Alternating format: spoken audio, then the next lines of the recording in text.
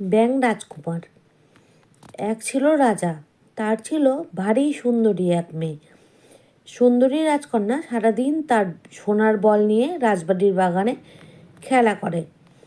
কিন্তু একদিন হলো কি, সোনার বল টুপ করে পড়ল সরোবরের জলে। এখন কি হবে? রাজকন্যা কেমন করে খেলবে? বল যে জলের তলায়! ভারী দুঃখে রাজকন্যা কাঁদতে লাগলো।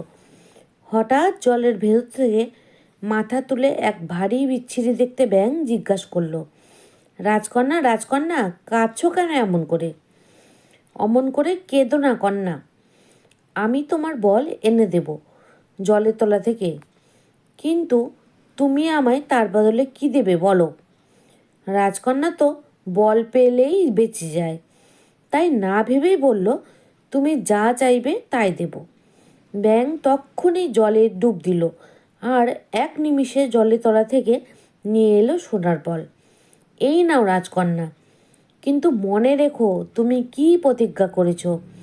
আমি তোমার বন্ধু হব, তোমার থালা থেকে ভাত খাবো, তোমার সাথে তোমার বাড়িতে ঘুমোবো, ঠিক তো?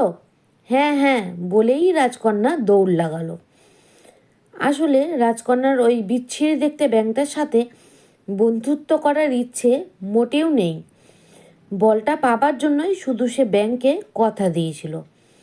কিন্তু পরদিন সকালে ঘুম থেকে উঠেই রাজকন্যা দেখে কুৎসিত ব্যাঙটা তার জন্য অপেক্ষা করছে। দূর হ বিচ্ছিরি ব্যাঙ, তোকে দেখতে চাই না।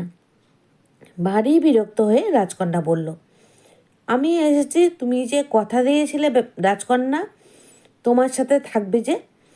ব্যাঙ বলে চটপটিয়ে, রাজকন্যার তো মোটেও ইচ্ছে হয় না যে ব্যাঙ থাকুক, কিন্তু রাজামশাই ভারী ভালো লোক।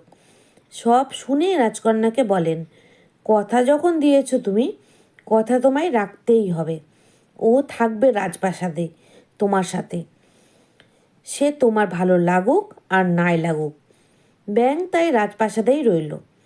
রাজকন্যার খাবার সময় এক ছুটে রাজকন্যার গেল খাবার টেবিলে। ওমা, থপথপিয়ে পেছন পেছন এলো ব্যাঙ। রাজকন্যা, তোমার সাথে তোমার থালায় খাবো, কথা দিয়েছিলে না তুমি? রাজকন্যা তো ভারী রেগে গেছে, কিন্তু রাজামশাই রেগে যাবেন, তাই অতি কষ্টে রাগ চেপে রাখছে। ব্যাঙের কোনো ভ্রুক্ষেপ নেই সেদিকে। সে রাজকন্যার থালা থেকে তুলে খাবার খায়। রাজকন্যার গা ঘিনঘিনিয়ে ওঠে, কিছুই খেতে পারে না। ভীষণ রেগে খাবার টেবিল ছেড়ে উঠে যায় রাজকন্যা। ব্যাঙ বলে, ও রাজকন্যা, আমায় ফেলে যাও কোথায়? আমাকে সাথে নিয়ে যাও, কথা দিয়েছিলে না তোমার সাথে শুতে দেবে। রাজকন্যা আর রাগ সামলাতে পারে না, এক মুঠোই ব্যাঙকে তুলে তুলে ধরে ভীষণ রেগে ওটাকে দেওয়ালে ছুঁড়ে মারে। অবাক কাণ্ড! সাথে সাথে ব্যাঙ হয়ে যায় এক ভারী সুন্দর রাজকুমার। রাজকন্যা তো অবাক। রাজকুমার বলে, অনেক দিন আগে এক দুষ্টু ডাইনি জাদু করে আমায় পুকুরের ব্যাঙ করে রেখেছিল। বলেছিল, কেউ যদি আমাকে দেয়ালে ছুঁড়ে মারে তবেই জাদু কাটবে।